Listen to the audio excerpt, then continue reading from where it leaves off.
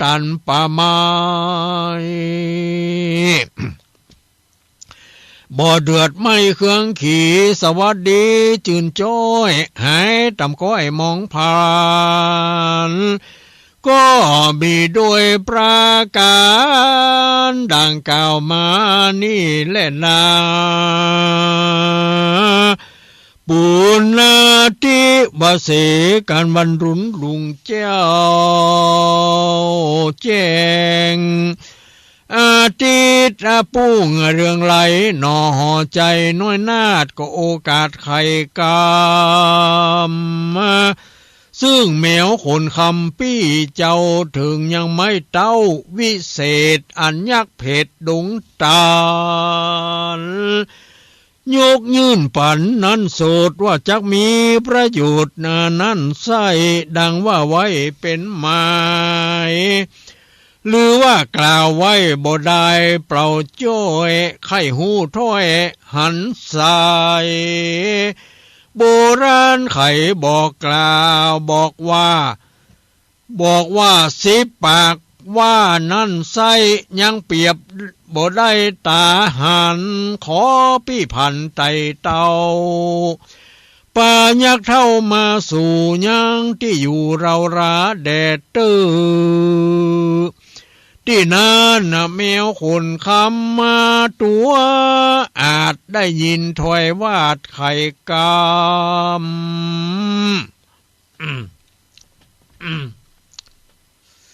ไข่ป่านก็รีบพายผันบดจา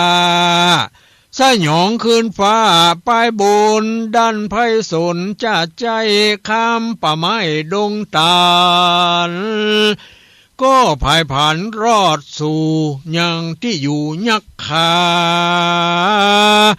แล้วก็ใครจะบอกเล่าให้รู้เก้ากำหมายยักพงพายขวาดหูว่าเจ้ากินกู้โพที่ญาณใครโพดสงสารลูกได้ฮือเอาดูคนน้อยใหญ่ไปหาปู่ยักษ์อาขาบจ้าเอาดูคนโลกล่ายิงใจอันเขาตายเมื่อก่อนรีบออกบ่อนดงดำเมียวขนคำอัดกล้าออกก่อนหน้านำตางข้ามดงขวางอาจะใจยักป่าไม้ปุ่มลามก็ด้วยตามบ่ขอดมาด้วยหลวงอากาศปลายบุญดันไพสนนะบ่จอดตอดเต้ารอดหิมปานพญาเมียว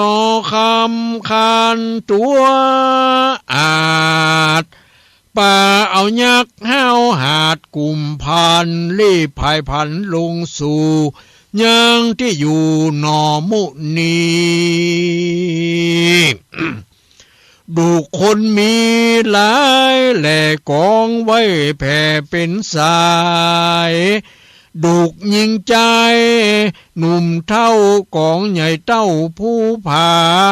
ฮือบุญหนาหน่อยนาดจุมปูราชกุมารก็มีหันแล่นา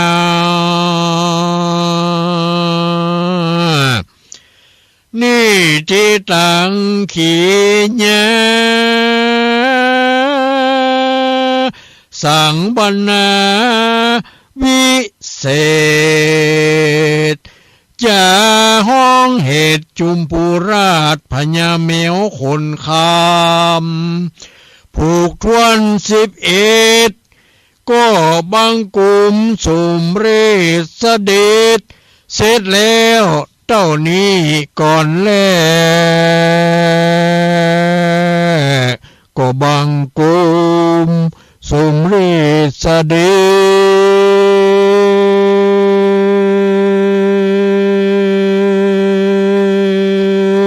จ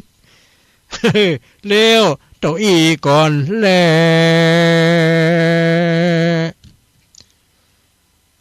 จบแล้วผูกที่11ต้องทำนี่มันยาวนะเนาะหมายบดีเสียงบ่ค่อยพดเฮาก็ซ้ำใจเสียงบรรยายอย่างมาเนาะ ก็ยังดีอยู่พอฟังได้เนาะญาติโยมผลการรับฟังปิดจะใดเนอะกำเดียวก็ฮือโทรแจ้งมาพ่องอยู่ที่ไหนแห่งหนตำบลใดใกล้ไกลฟังเป็นจะใดชัดเจนดีก็อย่างหมู่นี้นะโทรแจ้งผลการรับฟังมาเนาะเอาละญาติโยมจะเปิดโอกาสให้ญาติโยมทั้งหลายได้แจ้งผลการรับฟังรายการประทีปธรรมนะของตุลุงวัดห้างต่ำที่ได้นำเสนอมาในคืนวันนี้สาเหตุการรับฟังเป็นจะใดโทรเข้ามาได้ในหมายเลข0819934074ไผจะเป็นสายแรกนำเข้ามาได้เลยหรือบ่มี ก็ว่ากันไปตอนนี้ก็เปิดโอกาสแล้วเนาะญาติโยมไผอยู่ที่ไหนที่ใกล้ที่ไกลอยู่ตำบลหนเห็นตักใดพอที่จะโทรมาแจ้งผลการรับฟังว่าเป็นยังได้เนาะก็โทรมาได้เลยนี่สายแรกมาแล้วสายแรกไผจ้าเจริญพรไผจ้าหลวงเจ้าฟังอยู่แน่ฟังอยู่เนาะแม่เรียนงานนี่เหรอเจ้าในเรียนแทนเก่าเรื่องเหนือลำปางเจ้าดีละฟังคนเดียวก็ฟังหลายคนฟังคนเดียวเจ้าอยู่คนเดียวฟังคนเดียวฟังคนเดียวอยู่คนเดียวบ่มีลูกมีหลานอยู่โดยฟังกาเจ้าฟังคนเดียวก็ต้อมดีเนาะสบายดีมีใครรบกวนฟังได้เรื่องหู้เรื่องอยู่เนาะเจ้าหู้เจ้าเดี๋ยวไอมันสุดๆแล้วจะไปไอให้แห้งแก่เด้อปอดจะฉีกนะไอแก่แล้วบัดไอดังเหลือเกินบัดได้เจ้าไอปอดจะฉีกกำลังใจเด้อดีละแม่เรือนแสนตองอนุโมทนาเนอะสาธุอนุโมทนาแม่เรือนแสนตอโทรมาเป็นสายแรกแล้วเอาสายต่อไปมีแอมกอสายต่อไปโทรเข้ามาได้ของแม่ปุ๋งก่อนเนอะคือคนอื่นได้เข้ามาเนาะนี่เข้ามาเข้ามาใหม่ใครไผจ้า905เนาะ3161079ค่ะตูดบ่ได้ฮะน่ะเป็นจะหือ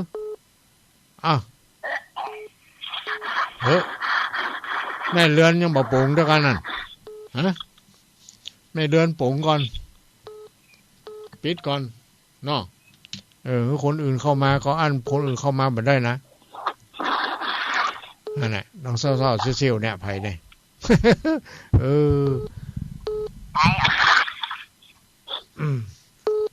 แม่เรือนปิดก่อนปิดโทรศัพท์ก่อนคนอื่นปุ๊บจะเข้ามาบ่ได้ถ้าเขาเปิดไว้ฮะน่ะปิดเดี๋ยวก่อน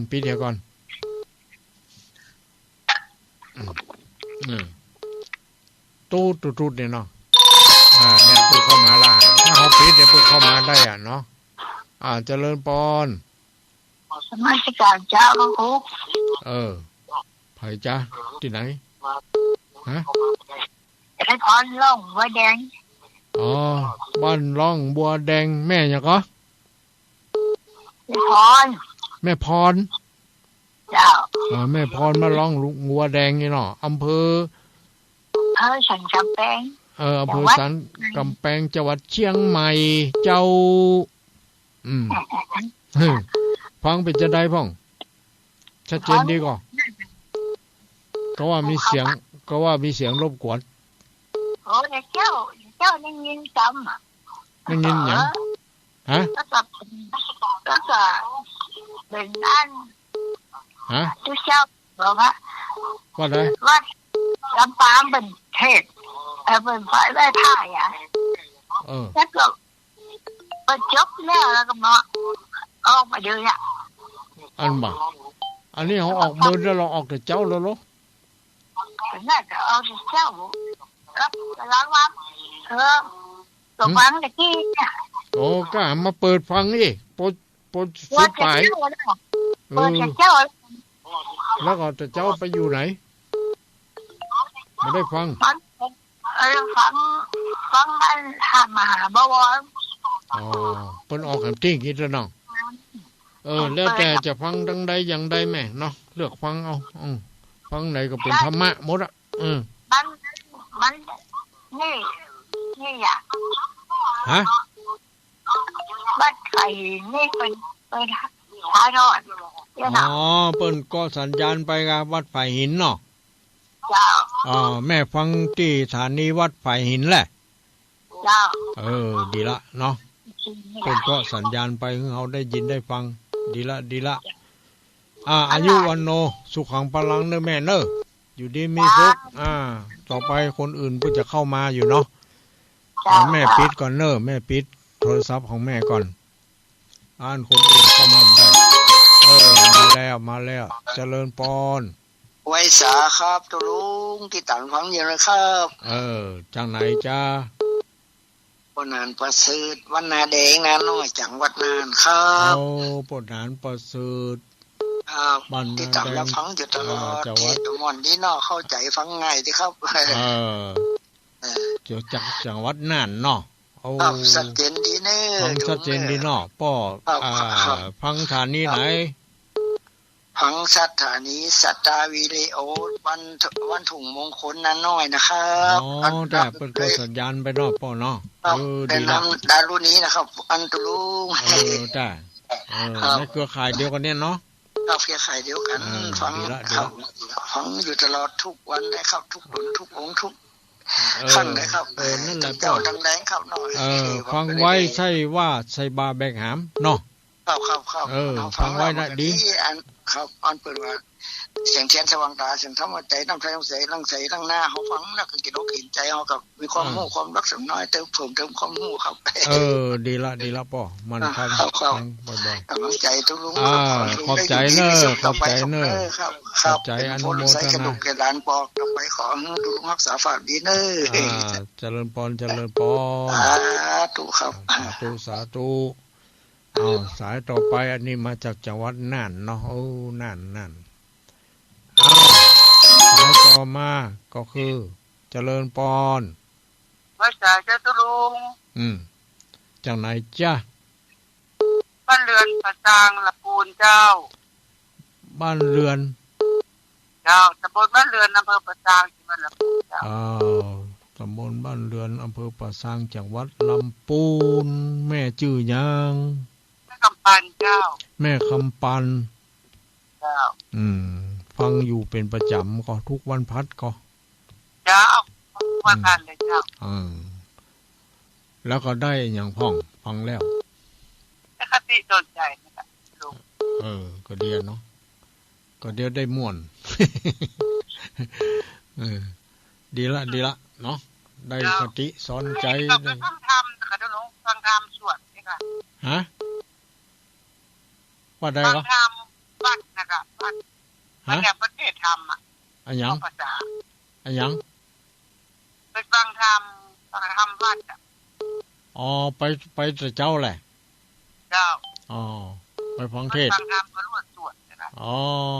ฟังธรรมแล้วก็รวดสวดมนต์โดยพระเน้นอีกแล้วเนาะเจ้าดีละของเฮาก็เหมือนกันเนาะวันพระวันศีลนี่ญาติโยมเขามาสวดมนต์โดยมานั่งสมาธิโดยมาหยั่งโดยดีละแต่กี้ก็มากันกาเมื่อปิกไปนี่ผมมาด้านหน้าแว่นนี่ก็จะลงเลี้ยงหอยแม่เขาวัดผมมาด้านหน้าแว่นมันจะไรด้านหน้าแว่นเรื่องวันเรื่องทำมาด้านหน้าแว่น เรื่องทำผัดตัดหน้าแว่นอีกเจ้าที่ประเทศนะเจ้าไปทำใหม่ก็ได้นะว่าใครทำปีนี้จ้ะทำหลายปีแล้วก็ผัดตัดหน้าแว่นบ่เคยได้ยินก็ดีละแม่ฟังไปเรื่องมันก็จะมีปิคติสอนใจอยู่เนาะทำป้าเพชรนี่พุทธลุงมันมีหลายผูกอะ17ผูกจ้ะ17ผูกจ้ะนั่นน่ะ17วันพระอ่ะอันถ้าว่าวันพระ1ผูกน่ะเนาะจ้ะฟังไปเรื่อยๆจนจบแล้วกะวันพระก็ไปฟังไผบ่ไปเฮาไปคนเดียว ฟังคนเดียวนี่คนกันฟังธรรมนะกี่คนก็ได้บ่เป็นหยังพระพุทธเจ้าตรัสรู้ใหม่ๆเทศมี5คนเนี่ยแท้ปัญจวัคคีย์ตั้ง5ผมจะมีนักอย่าเฮายังมายังนักอ่ะ20 30 40 50เป็น100ไปเนาะเอาละดีแล้วเน้อแม่เน้อเจริญพรอายุวันโนสุขังพลังแจ้งผลการรับฟังมาเนาะดีละสายต่อไปเนาะมาแล้วเจริญพรไผ่เจ้าตุลุงเจริญพรไผ่จ้าแม่ยายอยู่บ้านบวกอำเภอลีเจ้าบ้านบวกอำเภอลีไม่หลงเนาะไม่หลงพอหาตุลุงจะเกี่ยวคู่ฝาดฟังอยู่เนาะเจ้าดีละทำกับม่วนม่วนก็ได้คติตัวกันได้ก่อยังหลายผูกก็ตุลุงก็ว่ายังอยู่ไทยหลายผูกอยู่ม่วนนี้ดูว่ามีเรื่องนอตะกอดูม่วนมี17ผูกก็อย่างเนี้ยผมได้ดูที่เทศประจบไปเกมเป็นผูกที่11อยู่ยังหลายอยู่ยังหลายอยู่เป็นหยังฟังต่อไปแล้วแม่เวลาฟังผู้ว่าตุลุงวันพัดต้นเดือนนี่เฮาบ่ได้ออกเด้อเขาจะออกวันพัดที่2ไปไม่ก่อนวันพัดแล้วดีได้กะวันพัดต้นเดือนที่จะมีเปิ้นออกเฉพาะทางจังใหม่ปุ๊เจ้าขอบใจอนุโมทนากำลังใจตุลุงเด้อขอบุญรักษาอยู่ดีมีสุขเนาะอันนี้บางคนยืนเด้อไม่หลงบ้านบวกได้โทรมาแจ้งผลการรับฟังมาดีละสายต่อมาอาจจะเลินปอนไม่จ้าหลวงพ่อเจ้าจากไหนจ้านี่เสียงจำได้แต่ชื่อจำไม่ได้จำเสียงได้จ้ะแม่ฉลาดการเนี่ยใช่กะเจ้าแม่ฉลาดเจ้าแม่ละแม่ฉลาดเจ้าที่หลวงพ่อว่าตะกี้ว่า095นะเจ้าจ้ะเจ้าติด2-3เดือนแล้วเนาะจ้ะเจ้าเพิ่งมาติดเดี๋ยวนี้แหมอีน้องอันนั้นความพยายามอยู่ที่ไหนความสำเร็จอยู่ที่นั่นเจ้าฟังจัดเส้นนิดหน่อยเจ้าฟังจัดเส้นจะดีเจ้าฟังขึ้นยังเจ้าฟังฐานนี้ไหนสถานนี้106 7ซ้อนนะเจ้า106 7ซ้อนเนาะแม่เนาะดีละเจ้าอายุวันโนสุขังพลังอยู่ดีสบายกี่ข้อลำน้ำลงสายต่อไปสายต่อไปสาธุเนาะเจ้าแม่ปงก่อนคนอื่นเข้ามาปิดกันถ้าเฮาบ่ปิดคนอื่นเข้าบ่ได้เนาะ มาแล้วเจริญปอนครับวันสาครับท่านพ่อบุญธรรมบ้านปู่หนองเลี้ยงปะเป้านะครับพ่อบุญธรรมเนาะครับผมปู่หนองเลี้ยงปะเป้าชัดเจนดีนะครับชัดเจนดีเนาะฟังโดยหมอกเรดิโอกะฟังไม่ขจานครับไม่ขจานเรดิโออีเนาะครับฟังไหนก็ได้ที่มันชัดเจนที่อย่างมันเนาะหลายๆสถานีในเครือข่ายเพิ่นเนาะ ครับขึ้นสีขาวเพื่อเจ้าประชาเนาะครับมีอยู่30 กว่าฐานีเหมือนก้าเนาะเปิ้นก็พี่น้องญาติโยมอยู่ที่ไหนก็ฟังได้เนาะก็ดีละครับฟังได้หมดพระธรรมคำสอนจะได้เข้าไปสู่ในด้านจิตใจในการตักเตือนบอกกล่าวครับดีละก็ขอบุญรักษาเทวดาคุ้มครองอยู่ดีครับผมมีความสุขอายุมั่นขวัญยืนไม่ได้เกิดโรคภัยไข้เจ็บอะไรนะครับเจริญพรเนอพ่อบุญธรรมสายต่อไปเนาะคนที่เคยโทรมาแจ้งผลการรับฟังมามีหลายคู่หลายคนเจริญพรเจ้ากับพระสาเจ้าตุลุงแม่สุแก้วศิลพรสิทธิบ้านองหลักปูนเด้อแม่สุแก้วเจ้าติดตามตุลุงติดตามเมียวขนคำมาเดี๋ยวนี้มันมีหลายผูกอยู่กะเจ้า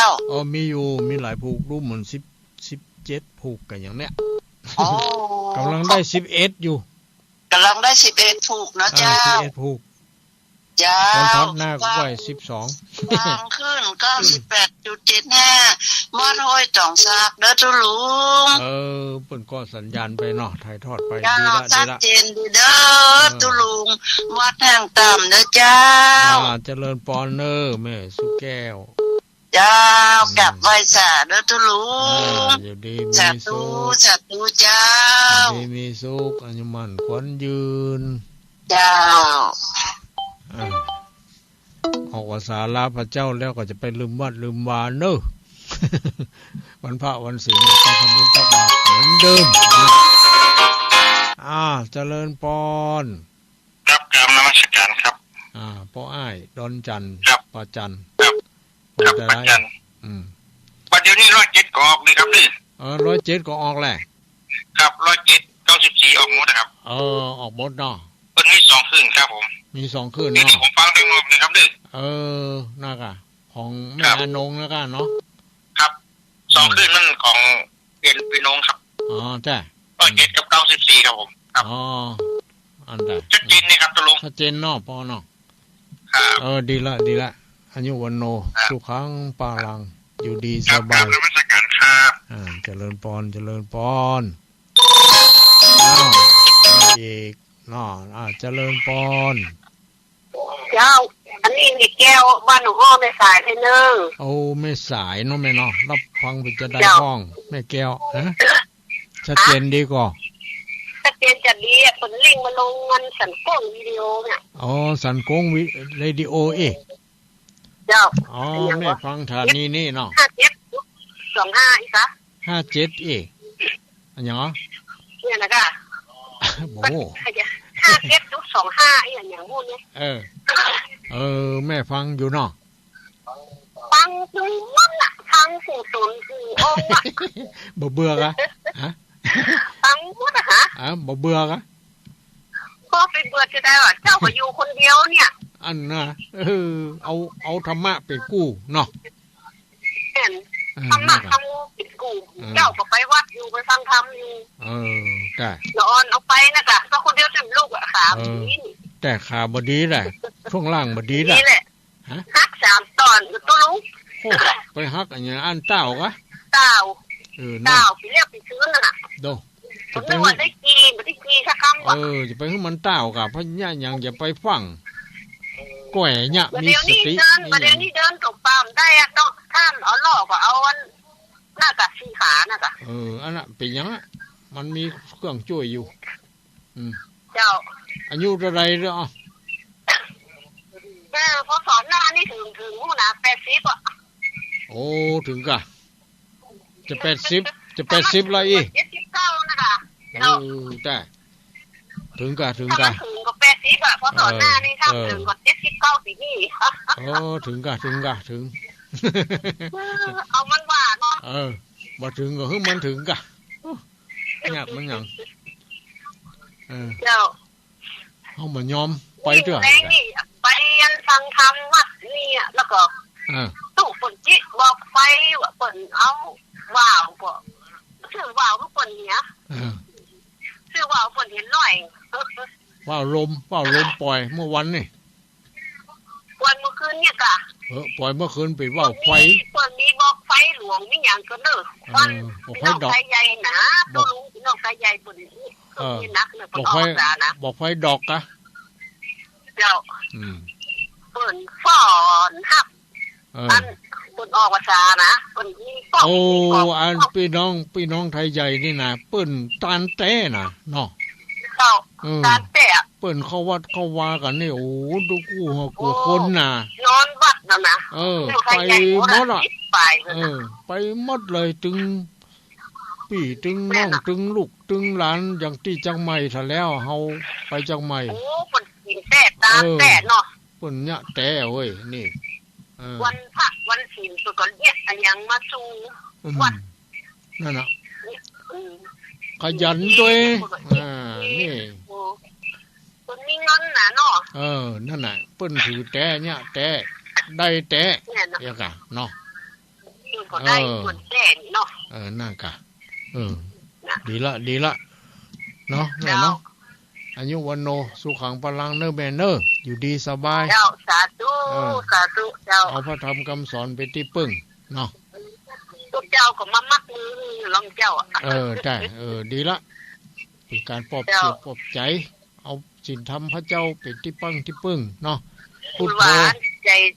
พุทโธเมนาโถเกินร้อยว่าคนว่าเจ้าใจเกินร้อยใจเกินร้อยกะเนาะ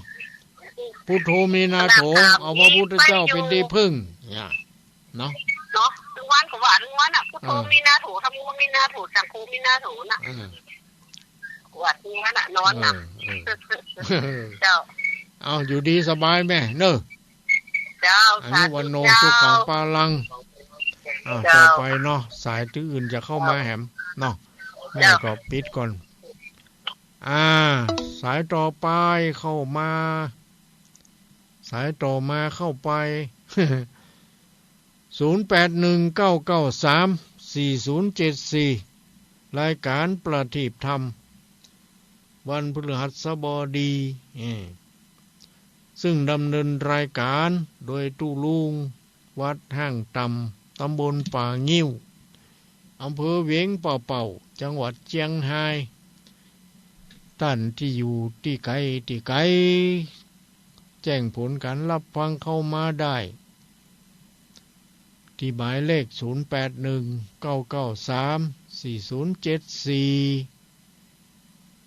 ตอนนี้ว่างอยู่เข้ามาแล้วเจริญพรเจ้าไว้สาเจ้าตุลุงเจริญพรเจ้านอนฟังนะนอนฟังกันอันนี้พุ่นดิอย่างก่อนเนี่ยลำปางลำปางป่ะแม่มันจะจำบัตรได้นะแม่สมบูรณ์เจ้าแม่สมบูรณ์เจ้าบ้านอย่างก็บ้านไร่ศิลาทองบ้านไร่ศิลาทองเจ้าตำบลพี่ชัยอำเภอเมืองจังหวัดลำปางเจ้าถูกต้องเขาก็ไปจัดบ่อยไก่ไปไก่มาฮะมันได้เข้าไปสักเดียวมันปีไหนม่วนเขาควายจะว่องนะเนาะนั่นเองมันแก่แล้วมันบอกให้ว่องมันดัดบอกไปแล้วมันเหมือนนุ่มๆยังเราตอกอยู่แปลงลูกเสียบจีนอยู่ปะมันวางนี่ได้เขาบอกมาส่งเฮือเขาบอกมาส่งเฮือเขาขายบ่ม่วนจ้ะฮะอยู่ไปกันน่ะง่อมเนาะบ่มีงานทำนี่มันง่อมนะถ้าได้มีงานทำเขานั่งอยู่เนี่ยเบาๆเนี่ยไปนี่มันก็ม่วนกับการกับงานอยู่บ่ได้แต่มันใจม่วนเขามาจ้างแง่หยังเนาะ เขาเป็นตู้เจ้าเหมือนกันเนาะอยู่บ่ได้มาถึงม่วนอย่างน้อยกำนั่นกำนี่กวาดท่านกวาดนี่เพียวหันเพียวนี่น่ะต้องอย่างนั้นขวดเพี้ยนแค่อย่างเงี้ยอะไรเล็กน้อยอ่ะค่ะขำมากมีหมานี่2 ตัวอยู่กับหมาน้อยเอาเข้ามันตัวมาปล่อยมันเป็นเวลาอ่ะ4 โมงแล้งอ่ะปล่อยมันอ่ะเอามันใส่กรงมาฮะเนาะมันก็แค่ขี้แค่เหี่ยวเหมือนเขาคนเนี่ยอ่ะไปขังมันไปมัดมันเครียดน่ากะที่เขาว่าหมามัดมันสวกอ่ะความจริงมันบ่ใจใครสวกอ่ะมันเครียดมันเครียดมันบ่เป็นอิสระแล้วฉีดยาเนี่ยนะกันฉีดค่ะหมาบ้านั่นฉีดกุปีอ่ะนะเสียน้อยเสียยากเสียมากเสียง่ายบ่ต้องกลัวเสียของเฮานี่แมวกี่ตัวเดี๋ยวเด้อ1 2 3นี่ก็แมวมินิ4 ตัวแมว4 ตัวหมา6 กะโปรโมสักโคฉีดกุปีอ่ะอันนี้มันหมานั่นตัวใหญ่น่ะมันอยู่ในกรงมันเป็นหมาพันธุ์หลักเรียนนั่นน่ะพันธุ์นึงก็หิมะนั่นน่ะที่หน้าโหดหูหน้าปิดดีกว่านั่นจ๊ะกะบัดใจโหดหน้าเพิ่นงามเนี่ยมันมีหมาพันธุ์น่ะบ่เอากัวหันหน้ามันก็ถึงกัวแล้วมันพันอย่างหมูพี่บูอย่างหมูนะอันนี้มันพันติเหมือนอยู่ปลาหิมะหลักเรียนนั่นน่ะได้งามอยู่ที่หลักรถหิมะเจ้าพัดลมมีเปิดวันค่ำนี่นะได้พัดลมเนาะเปิดพัดลมให้มันนะเจ้าผู้รู้ไปหลายเรื่องมันชอบพี่น้องแล้วเขาบอกเปิดมันก็ห่อนเศร้าหอดถึงเวลา2 โมงบ่ายโมง2 โมงก็อาบน้ำถึงวันน้ำฮดเนี่ยนะแต่ใส่ยางฮดเนาะแต่มันก็อยู่ในกรงน่ะได้เป็น5 ปีเรามันมาตายเรามันมาเท่าหัวแต่ดีเนาะมันบ่เครียดมันนี่นั่นกะก่อนยังเก่ามันปล่อยพ่อไงกะปล่อยไปอิสระปล่อยไปขี้ไปเยี่ยวพ่องขี้ในขนหอกขนล่างแต่ปล่อยหนึ่งเขาแปลงขอบนั่นตีน้อนมันสูงหน่อยแล้วของตีกับดินแล้วก็เทปืนขึ้นเลยนะเทปืนใช่ครับปล่อยมันลงอยู่ปล่อยมันเล่นอยู่ทำนั่นของสัตว์เลี้ยงคนจริงแต่ก่อนเนี่ยเพิ่นอยู่ป่าบ่เพิ่นเป็นแต่คนเราเนี่ยเอาเพิ่นมาเลี้ยงแล้วบางทีมาเลี้ยงก็บ่เลี้ยงบ่ดีอ่ะถึงนามันขายหมาป่าเนี่ยนะแต่บ่ใช่ชวกพันนี่บ่ชวกดีกะมันบ่ชวกไผจับไผนี่ได้หมดอ่ะถ้ามันชวกนี่โอ้บ่ได้บ่ครบเปิ้นนี่เฮาได้ยาเพิ่นนะถ้ามันได้ออกแล้วน่ะมันไปมันฮู้จักบ่พูดจักก็ปิดคืนนะไปทางหน้าเป็นไปที่ๆอ่ะเอาตัวหามันป้าเอาเลยมันออกกันเขาอยู่คนเดียวถ้าเขาอยู่ตัวยังแขนเตี่ยมน้องมากอะเถเอาออกปีนไปอย่างเขาเขานี่ตัวฉันอะฉันแล้วมันออกก็เลี้ยงไปถ้าเอาใจหุมใจนี่มันต้องพอคอยดูแลมันดีๆเฮาปันเลี้ยงมันก็บังง่อมเพราะว่าบางทีเขาก็มีความสุขอยู่กับหมากับแมวอ่ะเนี่ยนะก็ดีกะเป็นยังต่อไปเพื่อคนอื่นจะเข้ามาเนาะเพิ่นถ้ามีอย่างก็โทรมาแถมอนุโมทนาสาธุแม่สมบูรณ์บ้านไร่ศิลาทองอำเภอเมียง จังหวัดลำปางทำไงก็ลืมแผมละเอาไผจะเข้ามาอีกยังเวลาแถม5 นาทีสมมติเวลาเนาะเข้ามาเลยเลยเจ้า